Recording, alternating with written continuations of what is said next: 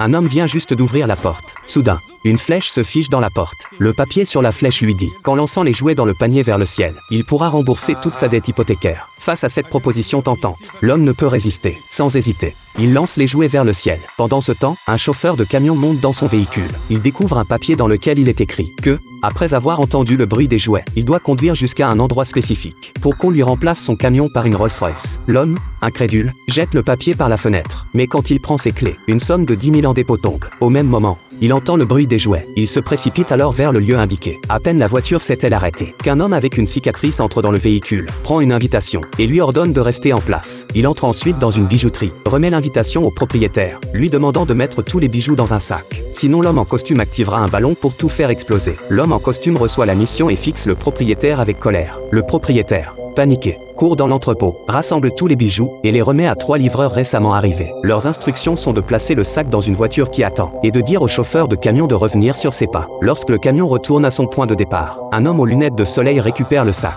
le transfère dans un autre véhicule. Ainsi, un vol parfait est accompli. Bien que la police ait arrêté tous les suspects impliqués, l'enquête révèle des éléments très étranges. Les participants ne se connaissent pas et ne savent même pas qu'ils ont commis un vol. Ils suivent juste les instructions de l'invitation. L'homme aux lunettes de soleil est le dernier exécutant. Il doit donc connaître les véritables criminels. Le shérif s'approche et lui pose des questions, mais il découvre que l'homme est aveugle. Son équipe informe le shérif que la mission de l'aveugle était de tenir le sac, de reculer de 5 pas, puis de le jeter dans la voiture. Le conditionnement était qu'on lui guérisse ses yeux. Après enquête, il s'avère que c'est vrai, et l'opération est prévue pour 18 heures. Le shérif est furieux, car des cas similaires se sont déjà produits 2 fois ce mois-ci, engendrant des pertes de plus de 20 milliards. S'il n'y a pas de progrès, il risque de perdre son poste. Dans son désespoir, il demande de l'aide à ses supérieurs. Ces derniers envoient alors un détective de premier plan, Jacques, à peine arrivé. Jacques est attiré par une policière, et leurs regards se croisent. Si ce n'était pas pour un collègue qui lui rappelle son objectif, Jacques aurait presque oublié sa mission. Grâce à son acuité, il localise rapidement les suspects. Leur cible se trouve dans un bar. Pour se rapprocher des suspects, il décide de se déguiser et de se rendre au bar. En voyant la beauté de la policière,